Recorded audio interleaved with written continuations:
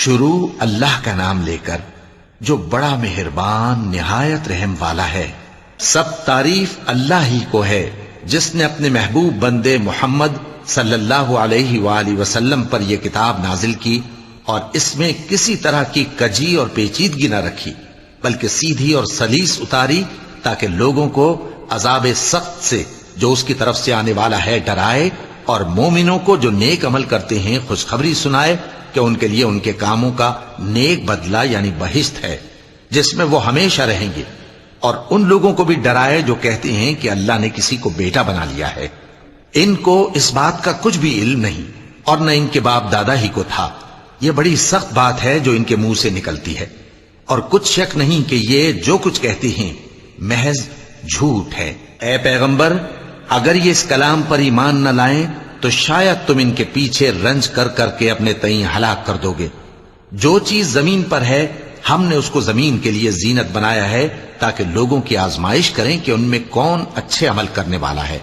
اور جو چیز زمین پر ہے ہم اس کو نابود کر کے بنجر میدان کر دیں گے۔ کیا تم خیال کرتے ہو کہ غار اور لوح والے ہماری نشانیوں میں سے عجیب تھے؟ جب وہ نوجوان غار میں جا رہے تو کہنے لگے کہ اے ہمارے پروردگار، ہم پر اپنے ہاں سے رحمت نازل فرما اور ہمارے کام میں درستی کے سامان مہیا کر۔ تو ہم نے غار میں کئی سال تک ان کے کانوں پر نیند کا پردہ ڈالے رکھا، یعنی ان کو سلائے رکھا، پھر ان کو جگا اٹھایا تاکہ معلوم کریں کہ جتنی مدت وہ غار میں رہے دونوں جماعتوں میں سے اس کی مقدار کس کو خوب یاد ہے۔ ہم ان کے حالات تم سے صحیح صحیح بیان کرتے ہیں۔ وہ کئی نوجوان تھے جو اپنے پروردگار پر ایمان لائے تھے،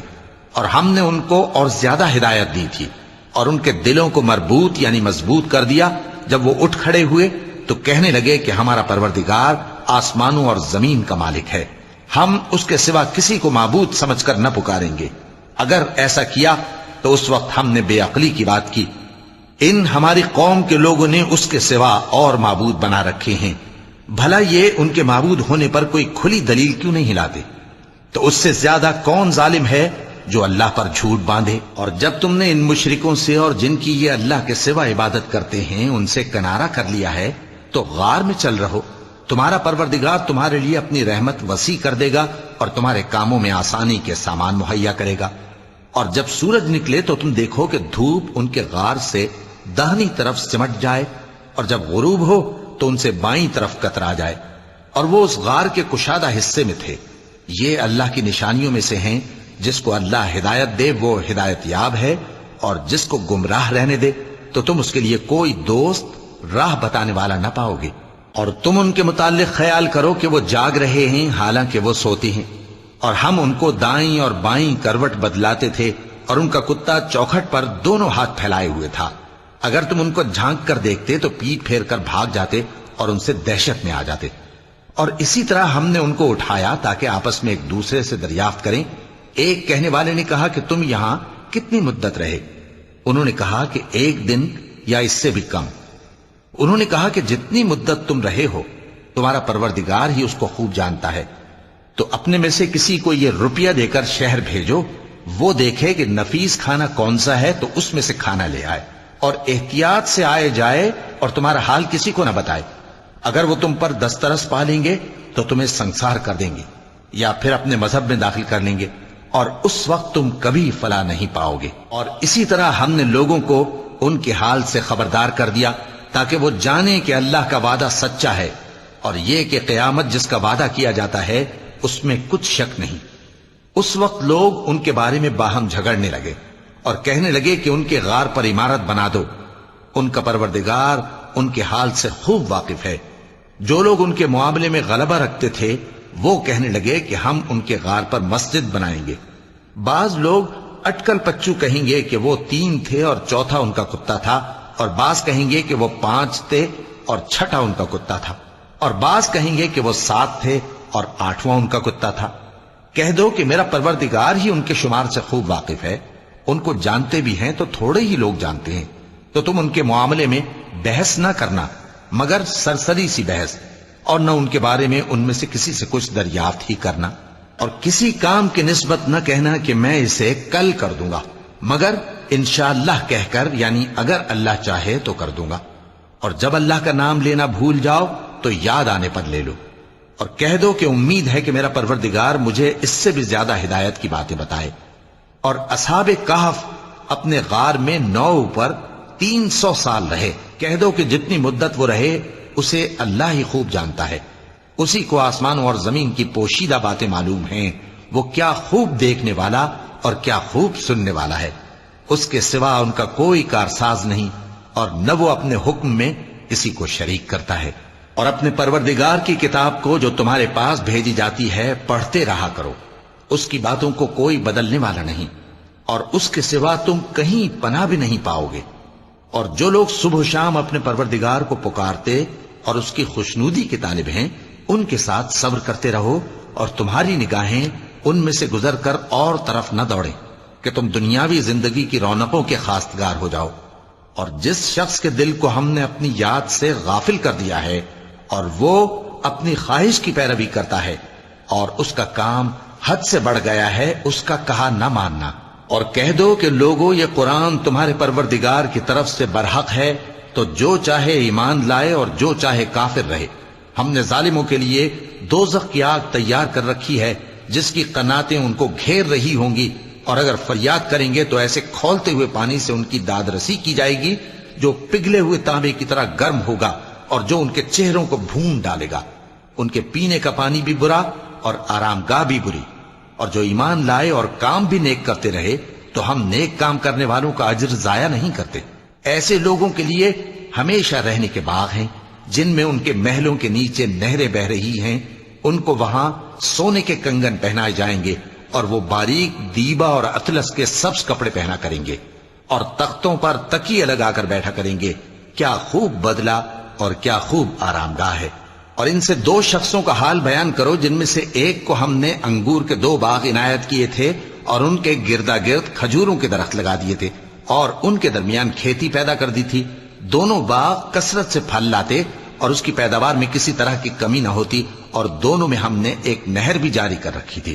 اور اس طرح اس شخص کو ان کی پیداوار ملتی رہتی تھی۔ تو ایک دن جبکہ وہ اپنے دوست سے باتیں کر رہا تھا، کہنے لگا کہ میں تم سے مال و دولت میں بھی زیادہ ہوں اور جتھے اور جماعت کے لحاظ سے بھی زیادہ عزت والا ہوں، اور ایسی شیخیوں سے اپنے حق میں ظلم کرتا ہوا اپنے باغ میں داخل ہوا۔ کہنے لگا کہ میں نہیں خیال کرتا کہ یہ باغ کبھی تباہ ہو، اور نہ خیال کرتا ہوں کہ قیامت برپا ہو، اور اگر میں اپنے پروردگار کی طرف لوٹایا بھی جاؤں تو وہاں ضرور اس سے اچھی جگہ پاؤں گا۔ تو اس کا دوست جو اس سے گفتگو کر رہا تھا کہنے لگا کہ کیا تم اس ذات سے کفر کرتے ہو جس نے تم کو مٹی سے پیدا کیا، پھر نطفے سے، پھر تمہیں پورا آدمی بنایا؟ مگر میں تو یہ کہتا ہوں کہ اللہ ہی میرا پروردگار ہے، اور میں اپنے پروردگار کے ساتھ کسی کو شریک نہیں کرتا۔ اور جب تم اپنے باغ میں داخل ہوئے تو تم نے ما شاء اللہ لا قوت الا باللہ کیوں نہ کہا؟ اگر تم مجھے مال و اولاد میں اپنے سے کمتر دیکھتے ہو تو عجب نہیں کہ میرا پروردگار مجھے تمہارے باغ سے بہتر عطا فرمائے، اور تمہارے اس باغ پر آسمان سے آفت بھیج دے تو وہ صاف میدان ہو جائے، یا اس باغ کی نہر کا پانی گہرائی میں اتر جائے تو پھر تم اسے تلاش نہ کر سکو، اور اس کے میووں کو عذاب نے آ گھیرا اور وہ اپنی چھتریوں پر گر کر رہ گیا، تو جو مال اس نے اس پر خرچ کیا تھا اس پر حسرت سے ہاتھ ملنے لگا اور کہنے لگا کہ کاش میں اپنے پروردگار کے ساتھ کسی کو شریک نہ بناتا۔ اس وقت اللہ کے سوا کوئی جماعت اس کی مددگار نہ ہوئی اور نہ وہ بدلہ لے سکا۔ یہاں سے ثابت ہوا کہ حکومت سب اللہ کی ہے، جو معبود برحق ہے وہی بہترین ثواب عطا کرنے والا اور بہترین انجام لانے والا ہے۔ اور ان سے دنیا کی زندگی کی مثال بھی بیان کر دو کہ وہ ایسی ہے جیسے پانی جسے ہم نے آسمان سے برسایا تو اس کے ساتھ زمین کی پیداوار مل کر نکلی، پھر وہ چورا چورا ہو گئی کہ ہوائیں اسے اڑاتی پھرتی ہیں، اور اللہ تو ہر چیز پر قدرت رکھتا ہے۔ مال اور بیٹے تو دنیا کی زندگی کی رونق و زینت ہیں، اور نیکیاں جو باقی رہنے والی ہیں وہ ثواب کے لحاظ سے تمہارے پروردگار کے ہاں بہت اچھی اور امید کے لحاظ سے بہت بہتر ہیں۔ اور جس دن ہم پہاڑوں کو چلائیں گے اور تم زمین کو صاف میدان دیکھو گے اور ان لوگوں کو ہم جمع کر لیں گے تو ان میں سے کسی کو بھی نہیں چھوڑیں گے، اور سب تمہارے پروردگار کے سامنے صف باندھ کر لائے جائیں گے، تو ہم ان سے کہیں گے کہ جس طرح ہم نے تم کو پہلی بار پیدا کیا تھا اسی طرح آج تم ہمارے سامنے آئے، لیکن تم نے تو یہ خیال کر رکھا تھا کہ ہم نے تمہارے لیے قیامت کا کوئی وقت مقرر ہی نہیں کیا، اور اعمال کی کتاب کھول کر رکھی جائے گی تو تم گناہگاروں کو دیکھو گے کہ جو کچھ اس میں لکھا ہوگا اس سے ڈر رہے ہوں گے، اور کہیں گے ہائے شامت، یہ کیسی کتاب ہے کہ نہ چھوٹی بات کو چھوڑتی ہے نہ بڑی کو، کوئی بات بھی نہیں مگر اسے لکھ رکھا ہے،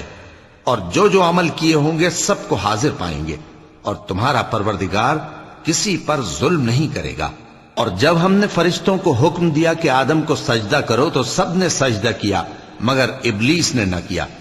وہ جنات میں سے تھا تو اپنے پروردگار کے حکم سے باہر ہو گیا۔ کیا تم اس کو اور اس کی اولاد کو میرے سوا دوست بناتے ہو، حالانکہ وہ تمہارے دشمن ہیں، اور شیطان کی دوستی ظالموں کے لیے اللہ کی دوستی کا برا بدل ہے۔ میں نے ان کو نہ تو آسمانوں اور زمین کے پیدا کرنے کے وقت بلایا تھا اور نہ خود ان کے پیدا کرنے کے وقت،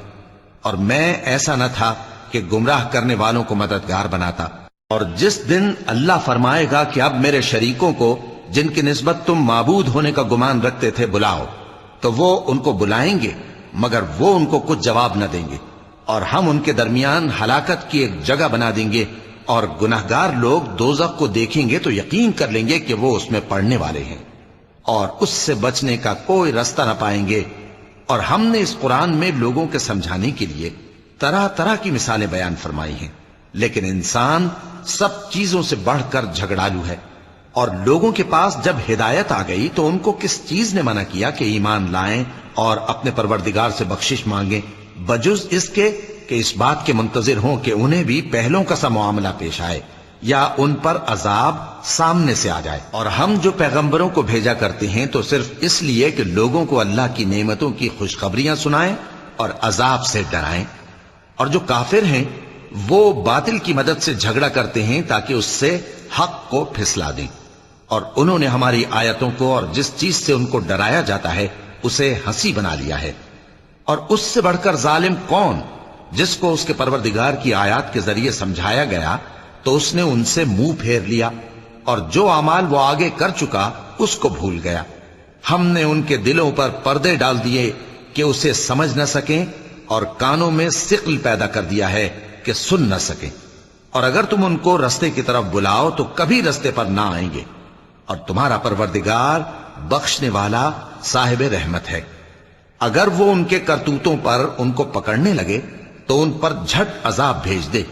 مگر ان کے لیے ایک وقت مقرر کر رکھا ہے کہ اس کے عذاب سے کوئی پناہ کی جگہ نہ پائیں گے۔ اور یہ بستیاں جو ویران پڑی ہیں، جب انہوں نے کفر کر کے ظلم کیا تو ہم نے ان کو تباہ کر دیا، اور ان کی تباہی کے لیے ایک وقت مقرر کر دیا تھا۔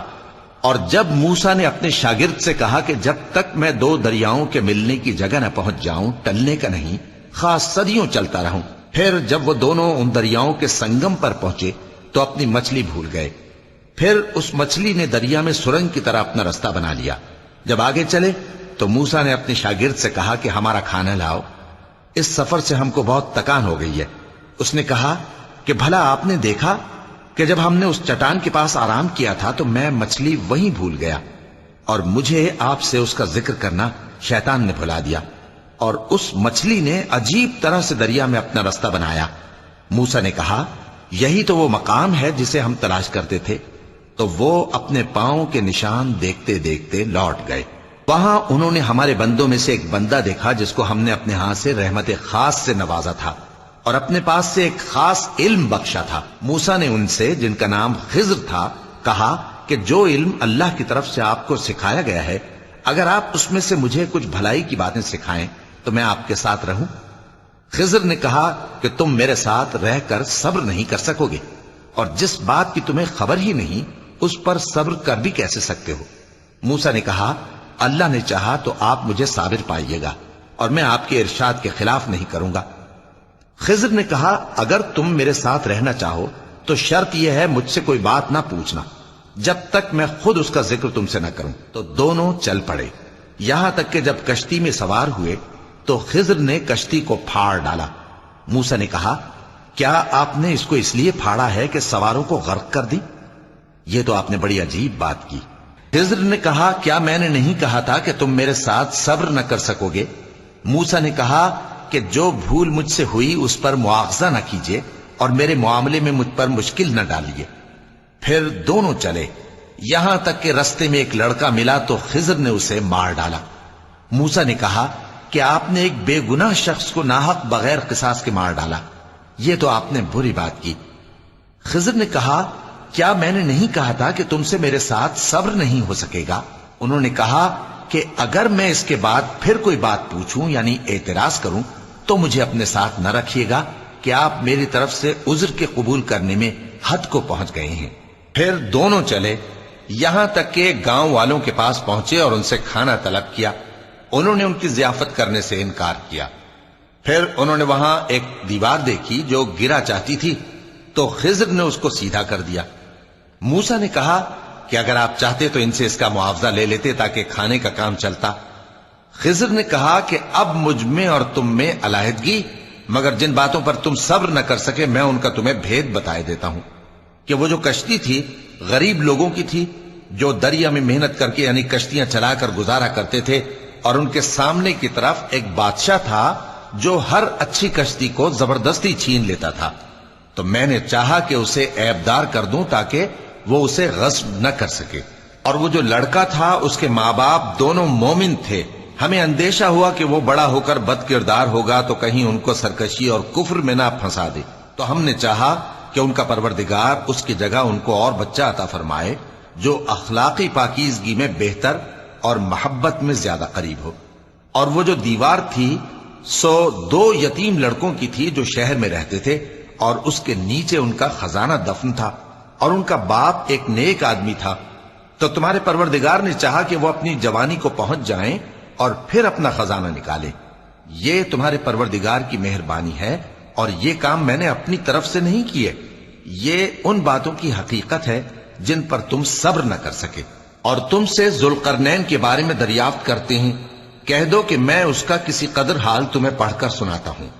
ہم نے اس کو زمین میں بڑا اقتدار دیا تھا اور ہر طرح کا سامان اس کو عطا کیا تھا، تو اس نے ایک سفر کا سامان کیا، یہاں تک کہ جب سورج کے غروب ہونے کی جگہ پہنچا تو اسے ایسا پایا کہ ایک کیچڑ والے چشمے میں ڈوب رہا ہے، اور اس چشمے کے پاس ایک قوم دیکھی۔ ہم نے کہا ذوالقرنین تم ان کو خواہ تکلیف دو خواہ ان کے بارے میں بھلائی اختیار کرو، دونوں باتوں کی تم کو قدرت ہے۔ ذوالقرنین نے کہا کہ جو کفر و بد کرداری سے ظلم کرے گا اسے ہم سزا دیں گے، پھر وہ اپنے پروردگار کی طرف لوٹایا جائے گا تو وہ بھی اسے بڑا عذاب دے گا، اور جو ایمان لائے گا اور عمل نیک کرے گا اس کے لیے بہت اچھا بدلہ ہے، اور ہم اپنے معاملے میں اس سے نرم بات کہیں گے۔ پھر اس نے ایک اور سامان سفر کیا، یہاں تک کہ سورج کے طلوع ہونے کے مقام پر پہنچا تو دیکھا کہ وہ ایسے لوگوں پر طلوع ہوتا ہے جن کے لیے ہم نے دھوپ سے بچاؤ کی کوئی اوٹ نہیں بنائی تھی، حقیقت یوں ہی تھی، اور جو کچھ اس کے پاس تھا ہم کو سب کی خبر تھی۔ پھر اس نے ایک اور سفر کا سامان کیا، یہاں تک کہ 2 اونچے سیدھے پہاڑوں کے درمیان پہنچا تو دیکھا کہ ان کے اس طرف کچھ لوگ ہیں کہ بات کو سمجھ نہیں سکتے۔ ان لوگوں نے کہا کہ اے ذوالقرنین، یاجوج اور ماجوج اس علاقے میں فساد کرتے رہتے ہیں، بھلا ہم آپ کے لیے خرچ کا انتظام کر دیں کہ آپ ہمارے اور ان کے درمیان ایک دیوار کھینچ دیں۔ ذوالقرنین نے کہا کہ خرچ کا جو مقدور اللہ نے مجھے بخشا ہے وہ بہت اچھا ہے، تم مجھے قوت بازو سے مدد دو، میں تمہارے اور ان کے درمیان ایک مضبوط رکاوٹ بنا دوں گا۔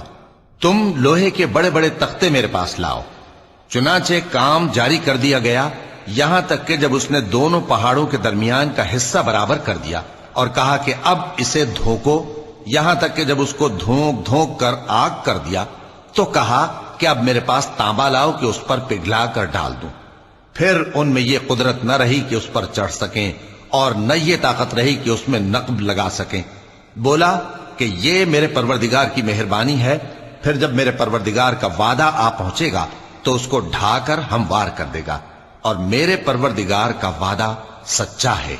اس روز ہم ان کو چھوڑ دیں گے کہ روئے زمین پر پھیل کر ایک دوسرے میں گھس جائیں گے، اور سور پھونکا جائے گا تو ہم سب کو جمع کر لیں گے، اور اس روز ہم جہنم کو کافروں کے سامنے لائیں گے جن کی آنکھیں میری یاد سے پردے میں تھیں اور وہ سننے کی طاقت نہیں رکھتے تھے۔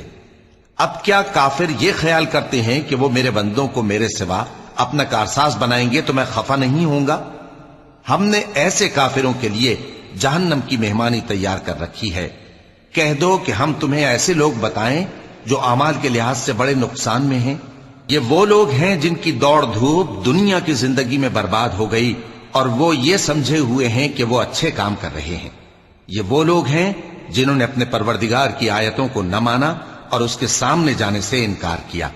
تو ان کے اعمال ضائع ہو گئے۔ سو ہم قیامت کے دن ان کے لیے کچھ بھی وزن قائم نہیں کریں گے۔ یہ ان کی سزا ہے، یعنی جہنم، اس لیے کہ انہوں نے کفر کیا اور ہماری آیتوں اور ہمارے پیغمبروں کی ہنسی اڑائی۔ جو لوگ ایمان لائے اور عمل نیک کیے ان کے لیے بہشت کے باغ بطور مہمانی ہوں گے، ہمیشہ ان میں رہیں گے اور وہاں سے مکان بدلنا نہ چاہیں گے۔ کہہ دو کہ اگر سمندر میرے پروردگار کی باتوں کے لکھنے کے لیے روشنائی ہو تو قبل اس کے کہ میرے پروردگار کی باتیں تمام ہوں سمندر ختم ہو جائے، اگرچہ ہم ویسا ہی اور اس کی مدد کو لائیں۔ کہہ دو کہ میں تمہاری طرح کا ایک بشر ہوں، البتہ میری طرف وہی آتی ہے کہ تمہارا معبود وہی ایک معبود ہے۔ تو جو شخص اپنے پروردگار سے ملنے کی امید رکھے چاہیے کہ عمل نیک کرے اور اپنے پروردگار کی عبادت میں کسی کو شریک نہ بنائے۔ صدق اللہ العظیم۔